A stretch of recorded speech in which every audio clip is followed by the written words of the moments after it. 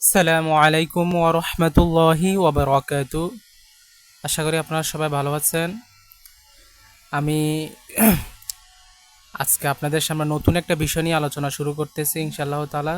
আল্লাহ তাআলা যদি আমাকে তৌফিক দেয়, আমি ধারাবাহিকভাবে এটাকে একদম এন্ডিং মুভমেন্ট পর্যন্ত, মানে শেষ সীমানা পর্যন্ত আমি এটাকে নিয়ে ছাড়বো ইনশাআল্লাহ তাআলা।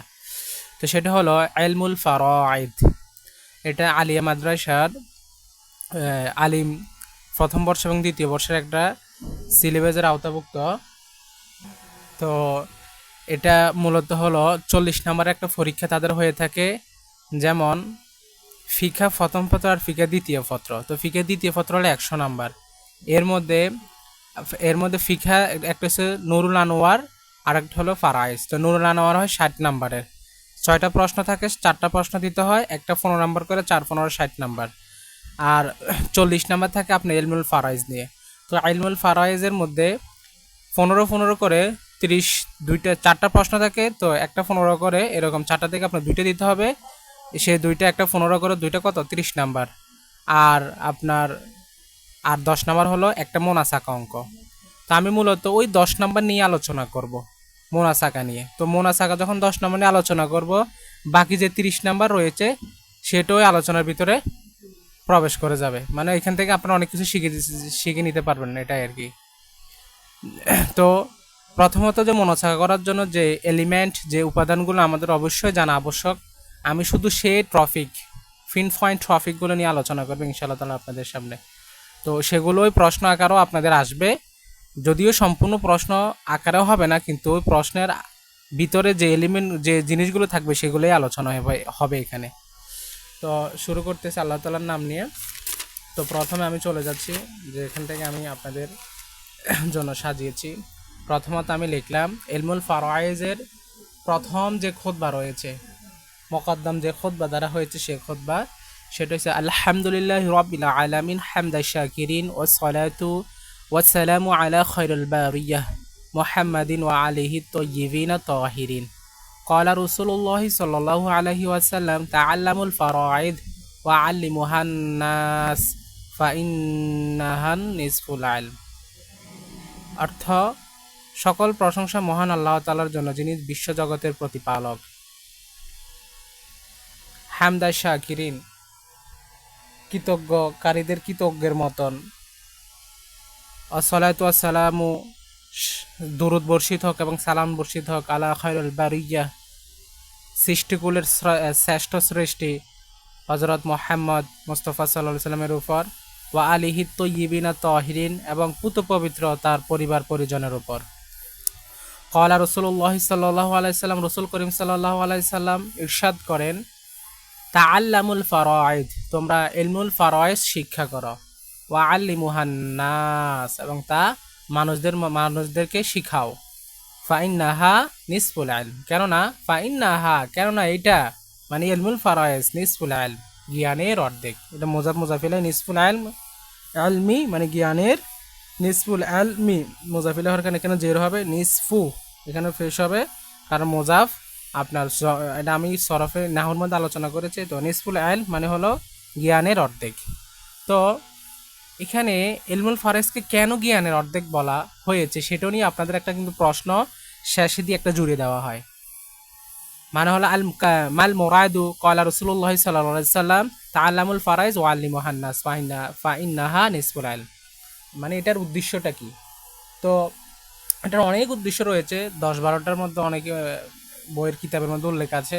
এর মধ্যে আমি দুই একটা বলি। সেটা হলো, মনে রাখবেন মানুষের জীবন আর মৃত এই দুইটাই সাথে সম্পৃক্ত।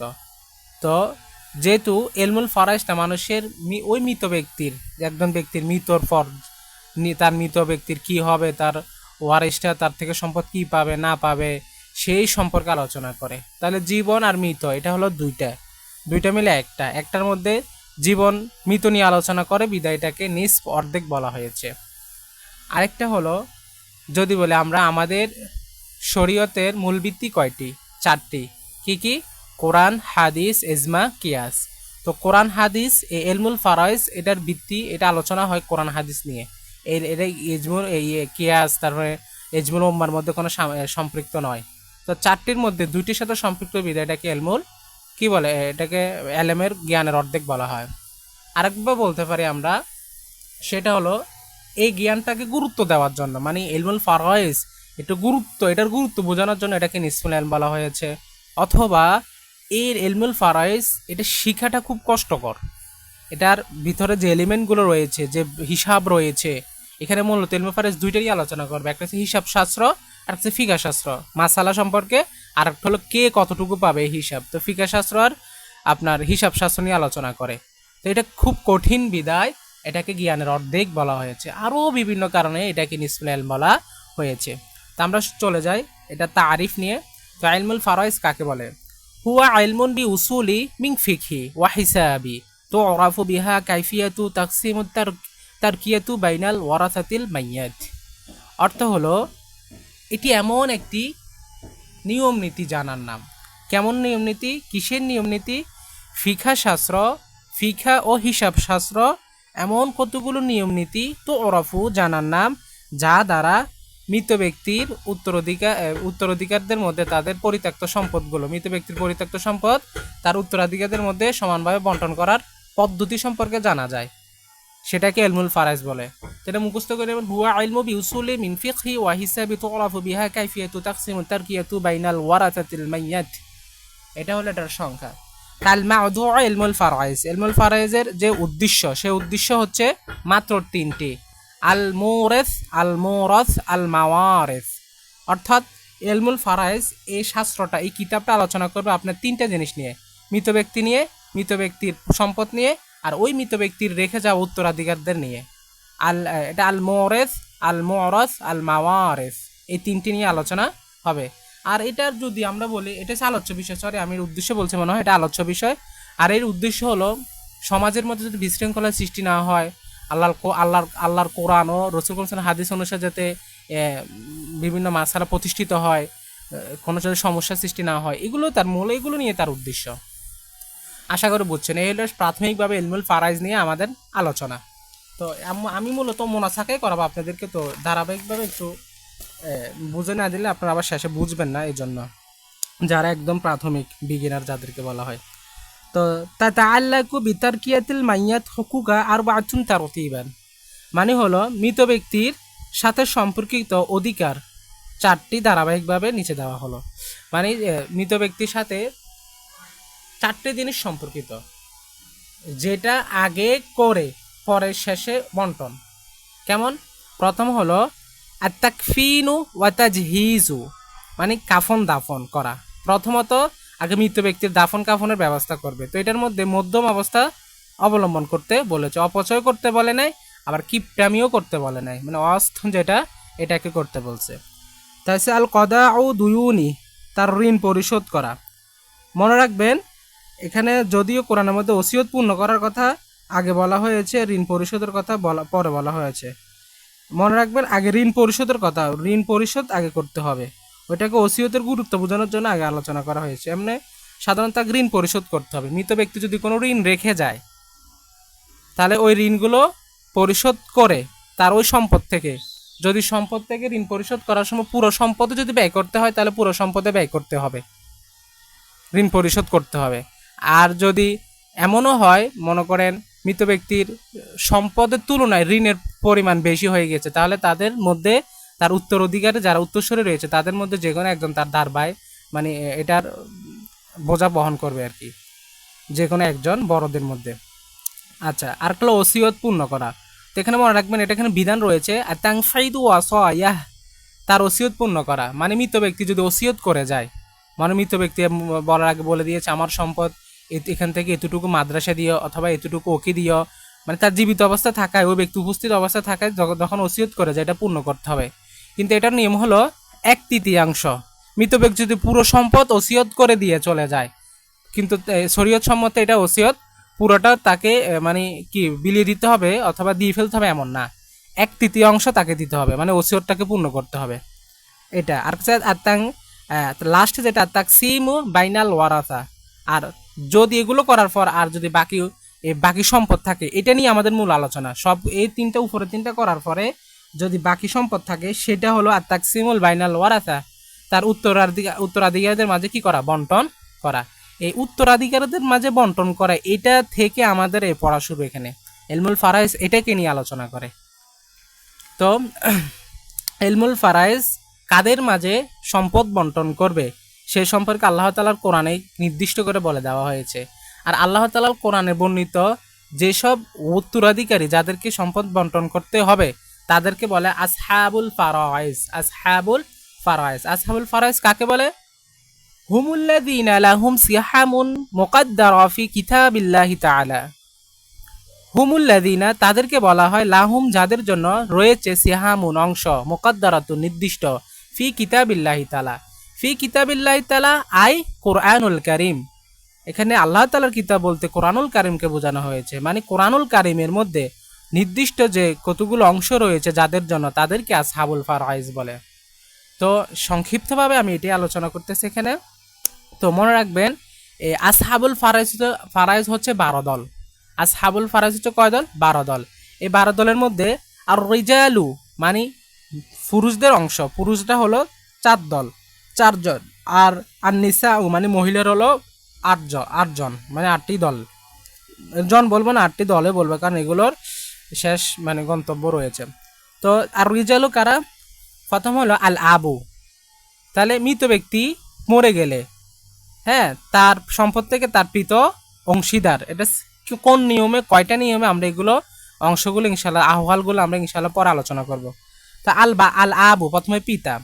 তাহলে আর জাদ্দু সোহি, এখানে জাদ্দু সোহি বলতে দাদাকে বোঝানো হয়েছে। দাদা বলতে এখানে নানাকে না, জাদ্দু সোহি মানে মূল দাদা, মানে মূল যিনি পিতামহ, মানে পিতার বাপ যিনি, তিনি মানে দাদা। দাদাও কিন্তু উত্তরাধিকারী। আল আখুল বৈপত্রীয় ভাই, মানে এটা অনেকে বুঝে না, আমি বুঝাই। আল আখুল বলতে মায়ের ভাই। তো মায়ের ভাই বলতে কি নিজের ভাই না? এমনও হতে পারে, কিন্তু মায়ের ভাই বলতে এখানে বোঝানো হয়েছে মা মনে করেন আরেক জায়গায় বিবাহ হয়েছে, মা আরেক জায়গায় বিবাহ হয়েছে, ওই মার আগের স্বামী একটা ছেলে হয়েছে। এখন মা ওই স্বামীটা মরে যাওয়ার পরে মা কি করেছে, আপনার মনে করেন নিজের মা বা যার মা হোক, তিনি কি করেছেন, আরেকটা বিয়ে করেছেন। তো আরেকটা বিয়ের ওই পুরুষ থেকে মানে উরস হিসাবে আপনি এসেছেন। তাহলে আপনি এখন আপনার মা হলো মনে করেন রোকায়া। তো রোকায়া কিন্তু আগে আরেক জায়গায় বিয়ে করেছে, সেখানে একটা পুত্র ছিল। ওই পুত্রকে আখলুম বলা হয়, বই পিতৃয় ভাই, মানে ভাই পিতৃ এক নয়, বাবা এক নয়, বাবা ভিন্ন কিন্তু মা একজন, মা একজন বাবা ভিন্ন, একে বলে আখলুম। আশা করি বুঝছেন এটা। আর হলো জাওজন মানে স্বামী যদি স্ত্রী মারা যায়, স্ত্রী থেকে কি স্বামীও হকদার। এই পুরুষদের মধ্যে এগুলো আল্লাহ তাআলা কোরআনের মধ্যে তাদেরকে বর্ণিত করেছে, তাদের কার কত অংশ। আরেকটা হলো আর নিসা মানে হলো নারীরা হলো 8 জন। জাতুন স্ত্রী, স্বামী মারা গেলে স্বামী থেকে স্ত্রীর হকদার রয়েছে। আল বিংতুল কন্যা হকদার রয়েছে। বিংতুল ইবেন মানে হলো পুত্রের কন্যা। ইবেন মানে কি পুত্রের কন্যা মানে নাতি, পত্রীও হকদার। আল উখতুল আব সহদরা বোন।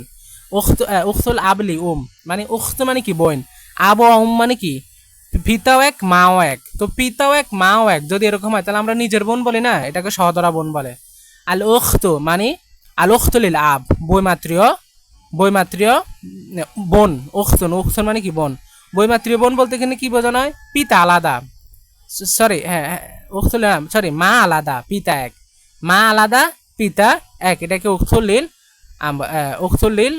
আব বলে। যেমন কি মা এক বলতে এখানে পিতা এক বলতে মা আলাদা বলতে এখানে বোঝানো হচ্ছে, যেমন মনে করেন বাবা 2 বিয়ে করেছে, বাবা কয় বিয়ে করেছে? 2 বিয়ে করেছে। তো বাবার আপনি হলেন রোকেয়ার মেয়ে, আর বাবা আরেকটা বিয়ে করেছে কুলসুমের আরেকটা মেয়ে রয়েছে। তো এই কুলসুমের যে আরেকটা মেয়ে রয়েছে ওকে বলা উখতুল আব মানে বৈমাত্রীয় বোন।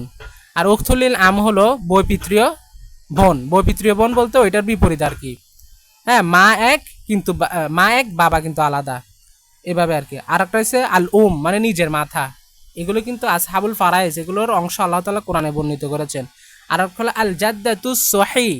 এখানে আল জাদ্দা একটা জাদ্দুন অর্থ দাদা, আর জাদ্দাতুন এখানে মুয়ান্নাসে তা রয়েছে, এটা দাদি। তো জাদ্দুন অর্থ দাদি হয়, নানি হয়। আর জাদ্দাতুস সহি বলতে দাদিকে বোঝানো হয়, মানে বাবার মাকে বোঝানো হয়। জাদ্দাতুস সহি নির্দিষ্ট করে বলা হয়েছে দাদিকে। তো এগুলো হলো আসহাবুল ফারাইজ। এইগুলো আমাদের খুব আলোচনা হবে। এগুলো প্রত্যেকটার আহওয়াল, বাবার কত অংশ, দাদার কত অংশ, লাখলিল কত অংশ, জাউজুনের কত অংশ, এগুলো নিয়ে আলোচনা হবে। এগুলো যদি আমরা বুঝতে পারি, সামনে আরও আমরা অনেক আছে, আমরা আওয়াল রয়েছে, রদ রয়েছে, মোনা চাকা রয়েছে, বতন, এক বতন, দ্বি বতন, এইভাবে আমরা আলোচনা করবো, সেগুলো আপনার বুঝতে সুবিধা হবে আমি আশা করি। আচ্ছা, তো আরও অনেকে রয়েছে, তো আমি একসাথে এক ভিডিও দিচ্ছি না, আমি আজকে এতটুকু আলোচনা করতেছি। সাধারণত আজকে আলোচনা কি হয়েছে, ইলমুল ফারায়েজের একটু আলোচনা, পরিচয়, আর একটা হলো তার মৃত ব্যক্তির সাথে সম্পর্কিত কয়টি বিষয়, আর আবুল ফারায়েজ বলতে কাদেরকে বোঝানো হয় এবং তারা কয়জন, সেগুলো নিয়ে ইনশাল্লাহ আলোচনা হয়েছে আজকে। তো ইনশাল্লাহ তাআলা গত ভিডিওতে আমি আলোচনা করবো আপনাদের সামনে আসাবা নিয়ে। আসাবা নিয়ে সেটা কি ইনশাল্লাহ পরের ভিডিওতে আমি আপনাদের সামনে তুলে ধরবো। তো আজকে এতটুকু পর্যন্ত, সবাই ভালো থাকবেন, সুস্থ থাকবেন। আল্লাহ হাফেজ। আসসালামু আলাইকুম ওয়া রাহমাতুল্লাহি ওয়া বারাকাতুহু।